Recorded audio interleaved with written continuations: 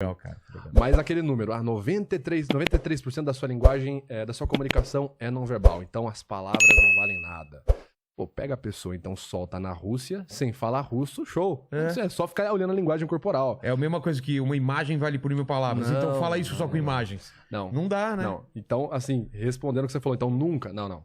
E em determinados contextos, especialmente quando a pessoa está mais ansiosa, porque existe uma disputa entre a cognição e a emoção, nesses contextos eu consigo ver bastante informação não verbal, que pode ser discordante do que eu estou verbalizando. Tá. Mas no geral, cara, no dia a dia, inclusive análise nenhuma, você consegue fazer sem contexto, sem avaliar a mensagem, sem conhecer a pessoa. Você conhecer a linha de base dela. Sei. Né? Claro que um político deve ser mais complicado. Um cara que tá acostumado a... Sempre que o cara se apresenta, ele tá plástico, vamos dizer assim. Tem um cara que treinou ele, todo mundo olhando e falou, ó, coloca a mão aqui ou faz isso quando... Né, você... Sim.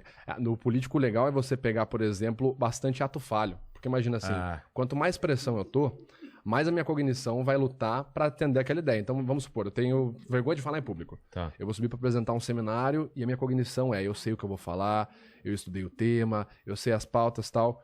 Quando começa a galera, tipo, fica todo mundo em silêncio. Vitor, pode falar. Eu começo a ficar ansioso, a minha voz começa a ficar trêmula, a minha emoção tá gerando ali uma resposta.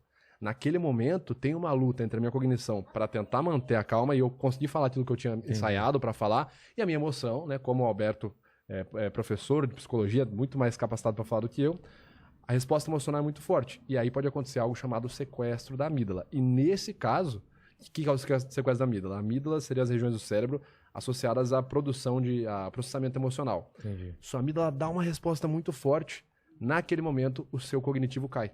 Então, em determinados momentos, quanto maior for a pressão que eu estou instaurando na pessoa, mais difícil ela manter aquela linha, tipo do político. Puta, eu preciso falar tal coisa, tal coisa, tal coisa. Calmo, não posso alterar a voz. Numa situação dessa, a pessoa pode apresentar uma tendência a estou sob pressão.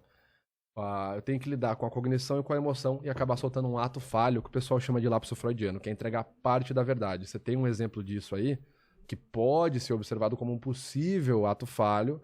A Manuela Dávila, nas eleições de 2018, ela fez um vídeo falando, vamos pra cima deles, gente, vamos pra cima deles com a nossa hipocrisia, com a nossa...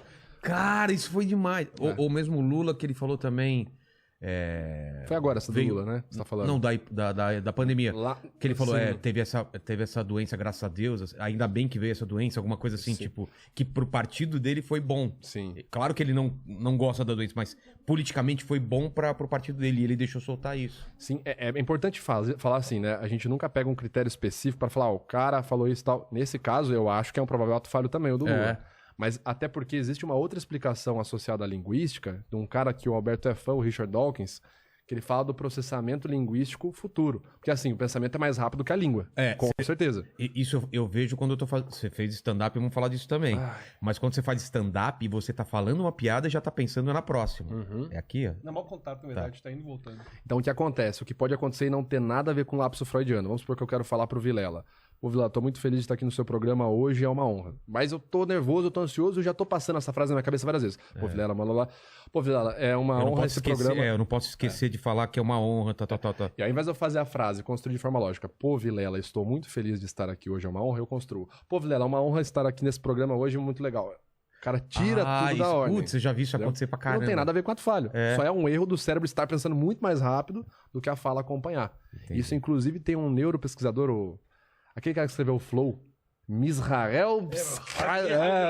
não lembro sobre o nome. Ele escreveu um livro chamado Sobre o Poder do Flow, que é como você permanecer no aqui e agora, no estado aqui e agora. Sei. Porque você do stand-up, você é muito mais experiente, você sabe. Às vezes você tá num show, eu que não tive experiência nenhuma comparada com você, eu começava a prestar atenção, falava, pô, minha piada tá merda, eu tô entregando ruim, e eu saía do texto.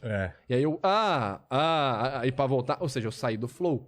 Então como que eu permaneço no flow? Geralmente é tentando ao máximo aceitar qualquer contestação que vier da minha cabeça e tentar manter o emocional aqui.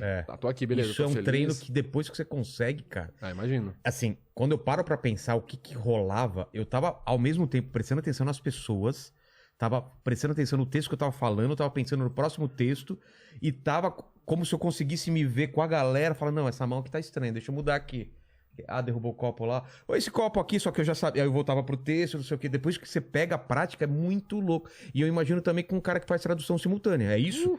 Porque imagina, ele tá escutando o cara falando inglês aqui, tá traduzindo, e o cérebro não pode parar de prestar atenção no que o cara tá falando. Sim. Cara, isso eu não entendo. Ó, pensa no contexto de um tradutor, que a situação é variável. Eu tô finalizando as crônicas saxônicas não, as crônicas arturianas do Bernard Cornwell. Pô, vou começar, cara. Isso... Insano Nossa, de bom. me- Cara, faz isso pra sua vida. É, Leia. não, já me falaram tanto, É cara. muito bom. É. E fala sobre os momentos onde tem o saxão discutindo com os bretões. Então imagina assim, vai um tradutor bretão, Tá. no caso Aldervel, que na verdade é saxão, mas foi criado na Britânia, e ele vai traduzir o saxão. Então olha o contexto. Os caras estão prontos pra entrar em guerra, vem o general de um, vai o general de outro, e aí o cara já tá nervoso, a tradução tem que ser simultânea, e o outro general tá falando assim, fala pra esse merda que ó, os meus soldados vão pegar as mulheres deles, vão pegar o ouro. Então o cara tá nervoso, ele tem que traduzir, mas não pode passar isso pro general dele, senão começa a porra da guerra porque ele traduziu uma palavra errada. Ou traduziu a palavra Cara, correta. ele tem que deixar o mais... Tipo, ó, light. ele tá bravo. Ele tá bravo. Ele não vai negociar. Tipo, o cara tem que ter essa mediação. Então, tradução é foda demais, cara. Caramba. Demais. E ao